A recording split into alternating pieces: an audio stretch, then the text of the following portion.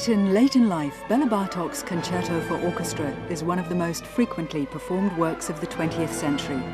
It's remarkable for its brilliant orchestration, teaming invention, and a vast range of compositional techniques, all bearing the unmistakable imprint of the composer's personality.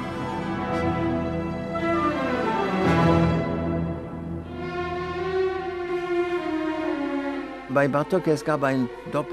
a composer, Bartok operated on two different levels. One of them was influenced directly by his love of folk music, which he elevated to an entirely new plane. The other was the level where he composed in his own personal idiom. For him, the grand tradition was the Viennese tradition. Beethoven right at the outset, and then Strauss. But he felt very much on the margin of things. He was very aware of that. This tradition marked him very profoundly, and that was why he turned to a different tradition. He was caught up between the two, and we see him switching back and forth between the two traditions. These two levels in his work as a composer are clearly discernible throughout his life.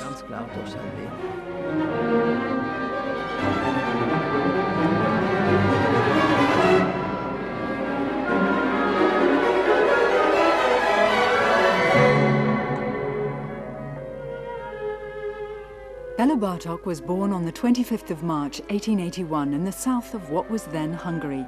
After studying music in Budapest, he soon developed into the leading figure in avant-garde Hungarian music. At an early stage, he embarked on a systematic study of Hungarian peasant music, which he considered an art form in its own right and which accompanied him throughout his career.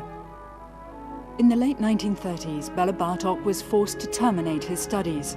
With the outbreak of the Second World War, the influence of National Socialism became increasingly suffocating and also extended to Hungary. The terrible things that have been happening all over the world. So much unrest, so much distress. And now this appalling withdrawal by the Western nations. It would be best to get away from here, to escape from this pestilential proximity. But where could one go? In October 1940, Bartok emigrated to the United States. The first few years were extremely arduous. Together with his wife, Bartok gave concerts as a pianist, but not one single new work materialized. Then in 1943, he received a commission from the conductor Sergei Koussevitzky for the Concerto for Orchestra, which was first performed in Boston on the 1st of December 1944.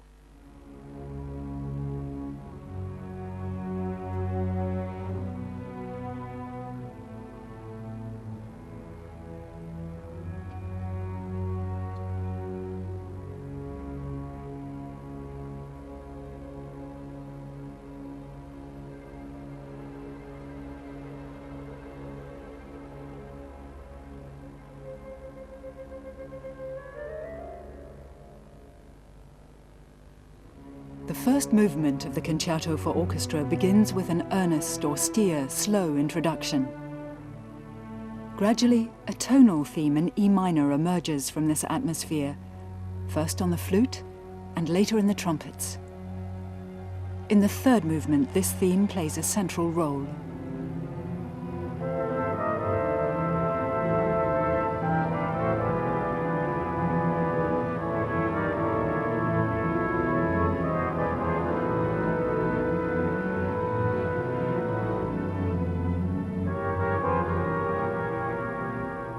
For the rest of the first movement, Bartok sticks closely to the classical sonata form. The main theme of the Allegro vivace is typical of Bartok in the way it first surges upwards and then immediately plunges back downwards.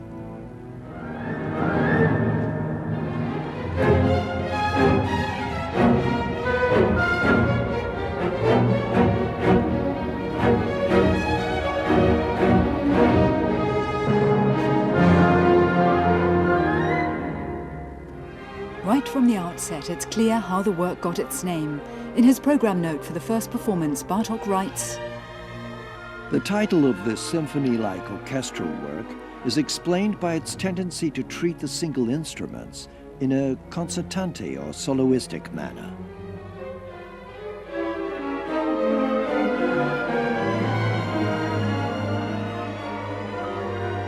The development of the first theme ends with a brief interim motif on the trombone.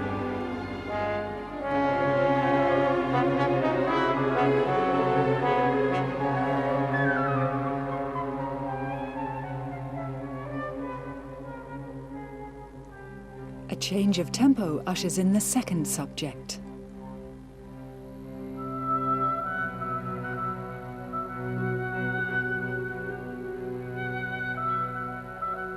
Initially, the melody in the oboe is based on only 2 notes.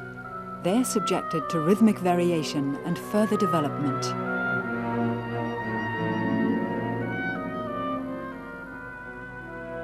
After the development of these 2 themes, the trombone motif returns to supply the material for a fugato section in the brass. In the closing recapitulation, the 2 themes of this sonata form movement then reappear, this time in reverse order.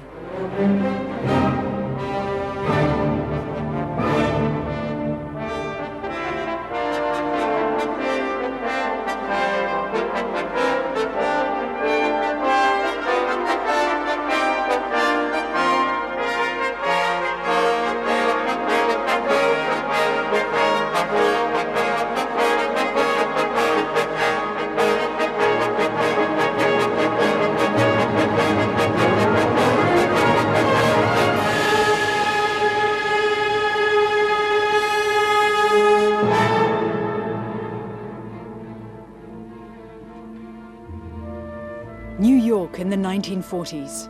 Bartok arrived in America as a refugee, a fate he shared with thousands of others. A life in exile. My head is buzzing with all kinds of new words. Names of subway stations and streets, plans of railway networks, and a host of bus routes and interchange stations. Things that are absolutely essential for living here, but otherwise totally fruitless. Later, Yehudi Menuhin had this to say about Bartok's life in exile. What he needed and painfully missed in the streets of New York was contact with nature.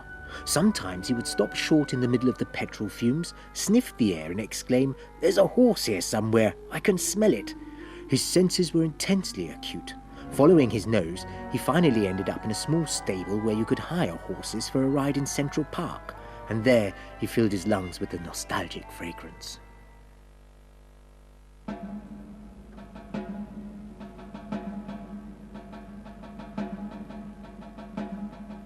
Now I have a new plan, to collect the finest Hungarian folk songs and to raise them by adding the best possible piano accompaniment to the level of art song. I have begun my research on Magyar territory, and my criteria for inclusion are purely musical.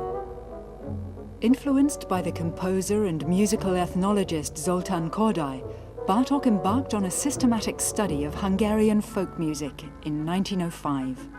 What he had in mind was a national style that would create something new out of the traditional material still awaiting discovery.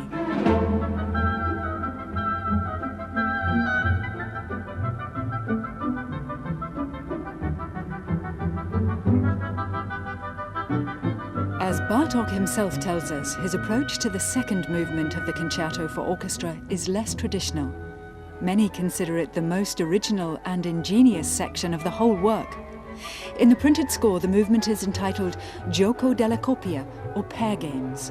One after the other, pairs of wind instruments come to the fore, keeping to the same intervals throughout and starting with the bassoons in parallel sixths.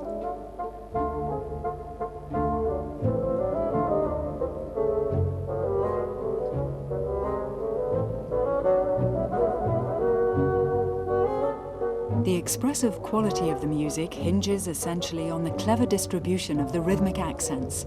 Here, Bartok imitates old Hungarian dance tunes in the style of the Ferbankos, or recruiting dance.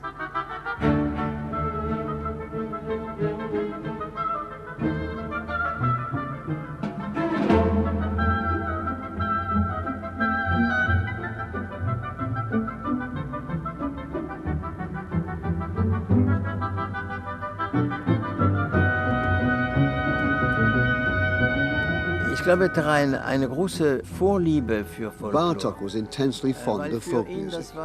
He found it highly ingenious, though the tradition was oral, not written. I possess a reproduction of the way he noted down folk music. His transcription is incredibly accurate. It must have taken him a very long time to get it so precise.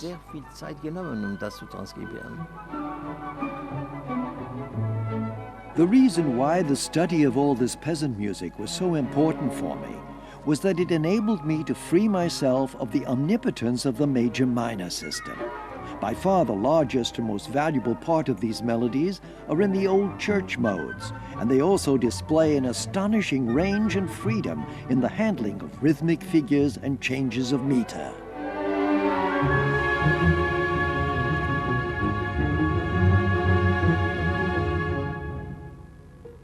In the central section of the second movement, the folkloristic atmosphere of the pair games is interrupted by a chorale in the brass.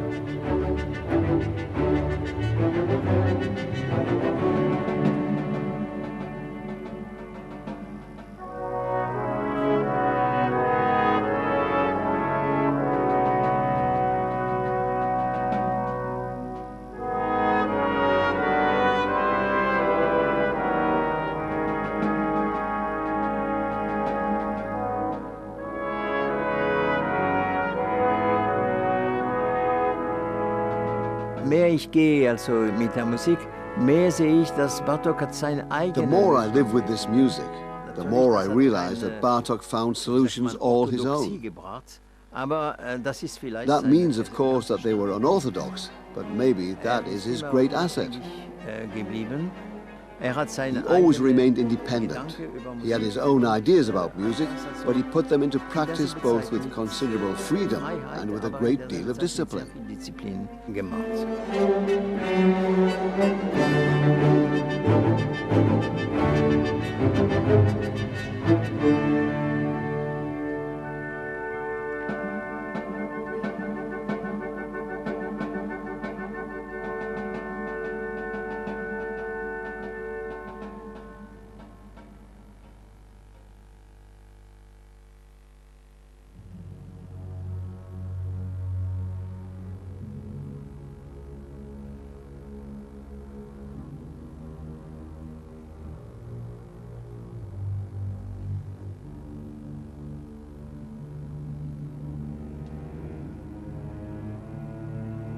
Bartok calls the third movement elegia, elegy, and it's here that we find the formal and emotional center of the whole work.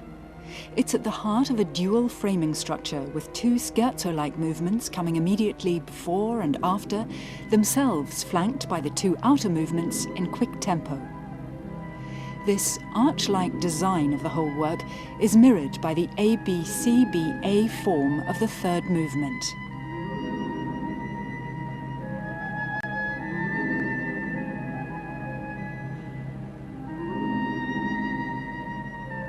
In the elegy, Bartok makes use of two motifs from the introduction to the first movement, the bass figure and the trumpet theme.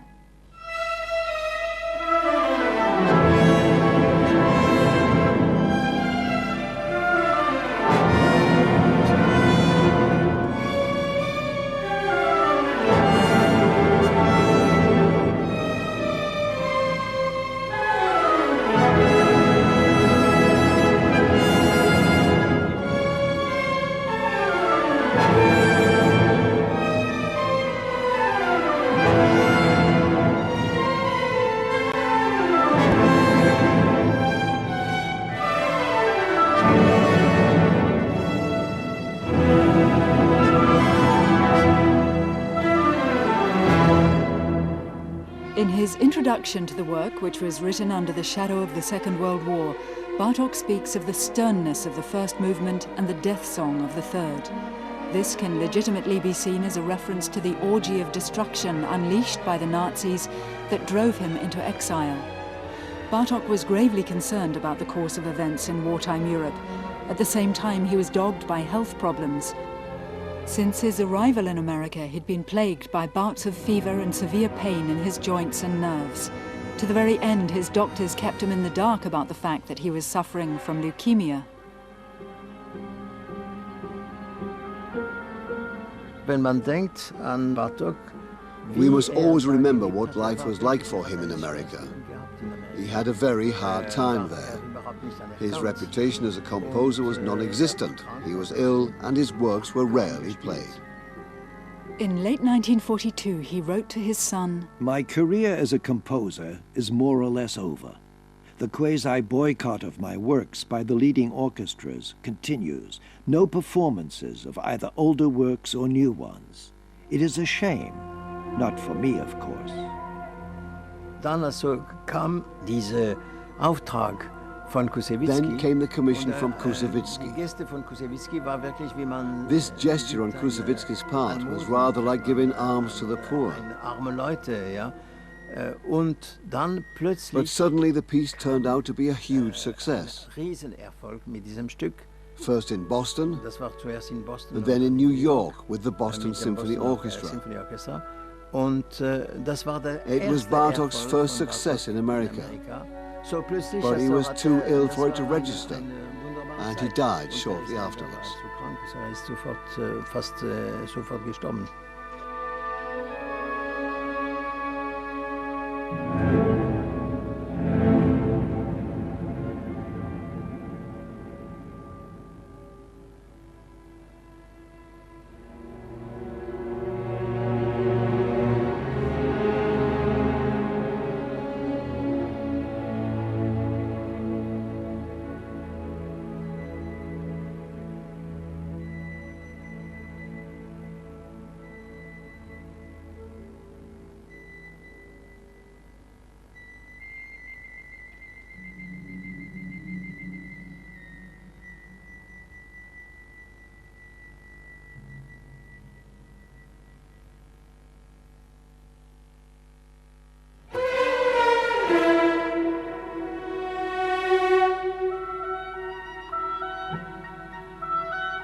The fourth movement, intermezzo interrotto, interrupted intermezzo, begins with an oboe melody, reminiscent of Romanian folk music. The melody largely consists of just 3 notes from an incomplete diatonic scale. Only the last 2 notes of the melody establish the key, B major.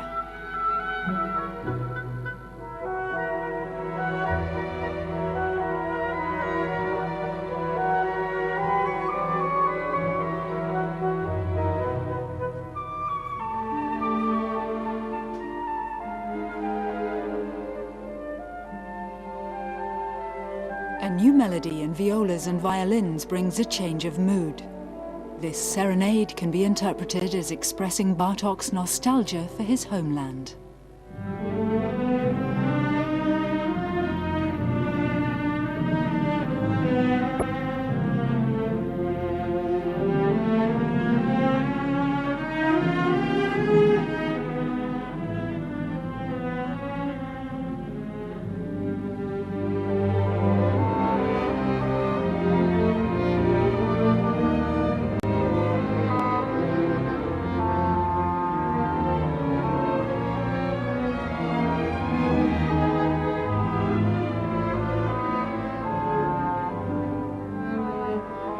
In the central section, the idyllic intermezzo is rudely interrupted by a tawdry-sounding polka.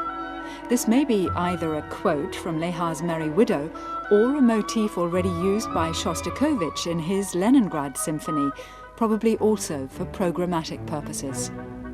At all events, the effect is that of a cruel joke, disrupting the idyllic memories of home.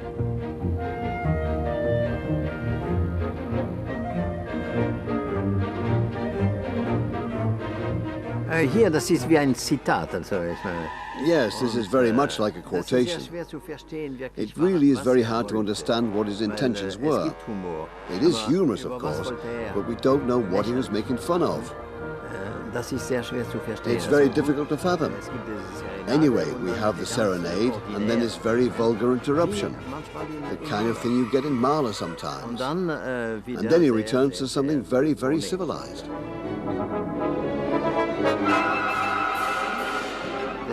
So you almost have to exaggerate the contrast, and then we get this.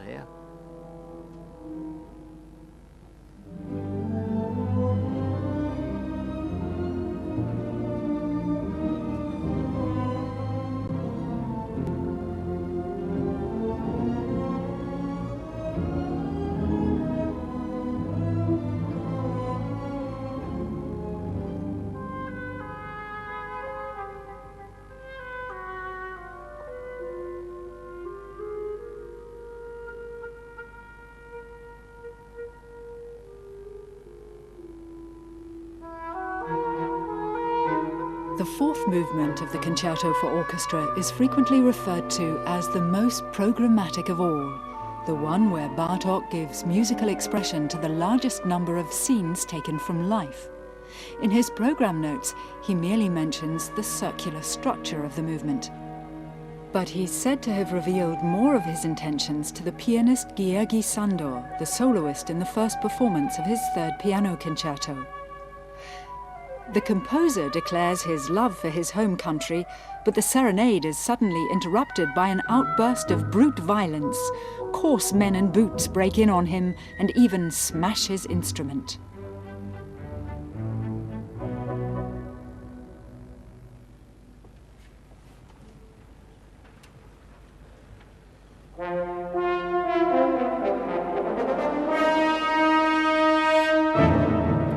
The finale begins with a strident fanfare from the horns.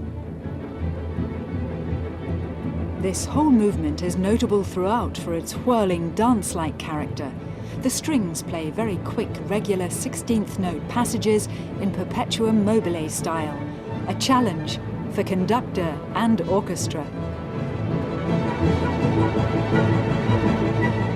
I think the last movement of the Concerto for Orchestra was greatly influenced by the virtuosity of the American orchestras. If you look at the violin or the viola part, especially the violin part, right at the beginning of the fifth movement, it makes tremendous demands on the player's dexterity. Also, the atmosphere sometimes changes very drastically and also very unexpectedly. That is what makes it so interesting. Our European orchestras are fully equal to this kind of virtuosity now, but I'm not sure whether they would have been up to it at the time. I think this kind of virtuosity had its origins in America, with Toscanini, Kusevitsky, Stokowski, all those great conductors who aimed at supreme brilliance. But the musical ideas really are typically Hungarian and also typical of Bartok. The virtuosity may be specifically American, but the ideas are genuine Bartok. Aber die Ideen sind Bartok wirklich.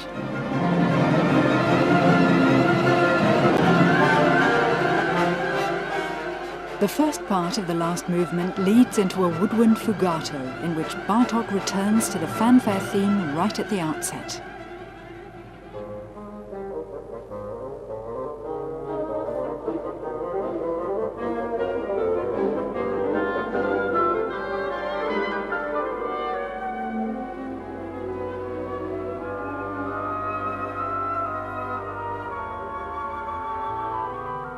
Then the trumpets announce a new pentatonic theme.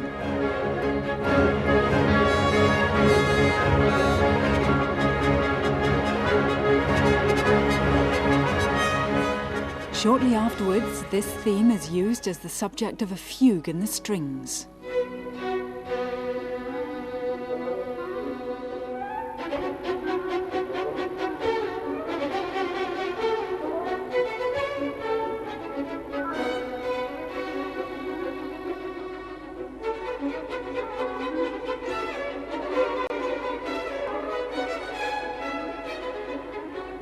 After a recapitulation of the dance-like first section, the pentatonic theme in trumpets and strings reappears as a glorious apotheosis in the brass. Never before had Bela Bartok written such triumphant music as in the closing bars of the final movement of the Concerto for Orchestra.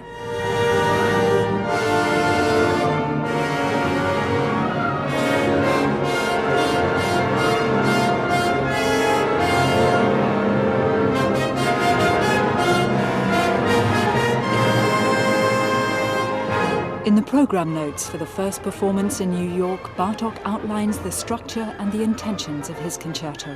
The general mood of the work represents, apart from the jesting second movement, a gradual transition from the sternness of the first movement and the lugubrious death song of the third to the life assertion of the last one.